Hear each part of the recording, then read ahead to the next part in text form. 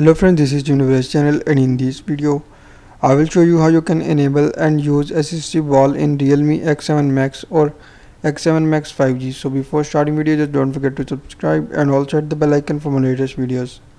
So to use assistive wall feature in Realme X7 Max or X7 Max 5G, first of all you just need to open settings, then you just need to go to convenience tool. So just follow every single step as I'm showing you in this video to enable assistive wall in Realme X7 Max or X7 Max 5G.